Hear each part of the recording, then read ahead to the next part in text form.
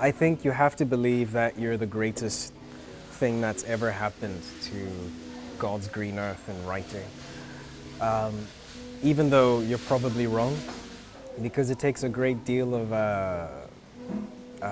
delusion to pursue a career in writing, because the first few years you're going to be terrible and you have to believe you're good enough in order to get to a place where you are actually a good writer. And hard work, just because you got to grind it out. You got to write and rewrite and rewrite and rewrite. I am Andile Ngcizela and I'm a screenwriter. Yeah, that's about it. I write things for comics and children's animation, although I do a lot more than that.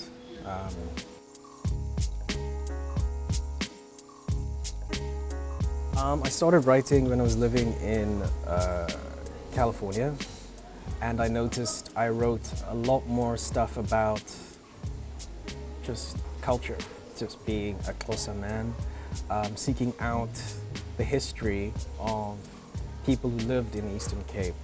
I started calling on my parents a lot more, asking questions about family history and things like that. It's weird how leaving a place makes you focus on it to an obsessive degree. So when I was living in a foreign country, I started writing about my home country, and myself started writing high school, like coming of age stories, which were all terrible. And then when I came back to South Africa, I started writing more fantasy, which is my preferred area.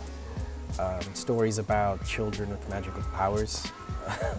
And then in Cape Town, more adult material, I suppose, just because the environment exposed me to art in a different way, and artists, I must say. Now in Port Elizabeth, I find my work is a lot slower, in that the tone moves at a gradual pace. That must be because I'm around family more often. I've written different kinds of scripts, but I always come back to like comic book scripts, and okay, my favorite's always going to be the first script I wrote that became a comic. You know, it's not the best thing I've ever done, but it's the first thing I wrote that was out on shelves or people were consuming. And I enjoyed that a great deal, the feeling of that, having created something, and then you just move on to the next thing, but you try to hold on to that feeling.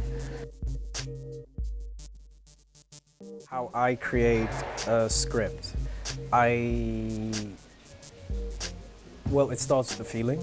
What is it that you're trying to get across? Are you angry about something? I usually prefer writing from a place of joy, just because I enjoy writing jokes and humorous anecdotes. So once you have the idea, I write an outline, just figuring out what my hot spots are for the story, my story areas. And then I try to figure out an arc for the hero, and then some obstacles that he'll meet along the way. So I come to it from a craft perspective. Figure out what your hotspots are, write the script, and the first draft is always a piece of shit. It's always terrible. Unless, of course, you're one of those auteur geniuses living in Hollywood land. But generally, my first scripts are 100% terrible. And then from there, you refine the ideas, figure out which are your favorite pieces, and then take those to the second draft and fill in the blanks. And you just keep going, you keep grinding it out until a reasonable approximation of a screenplay is in front of you. And you have to enjoy it. So whatever minimal aspects of craft that I do have, I make use of in the initial phase, because you have to focus whatever feeling you have inside of you through that lens, or at least I need to. And then once I have the first draft, I really can start digging into the meat of it. Just do something else. Make money some other way, because regular jobs tend to pay you on a monthly basis. And if you're planning to be a writer, you aspire to find a job that pays you on a regular basis, once a month.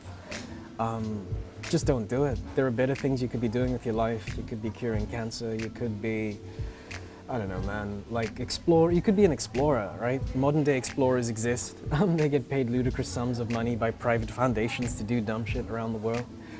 Do anything else. But if you do end up writing and you do end up doing it, do it because you actually enjoy some aspect of it.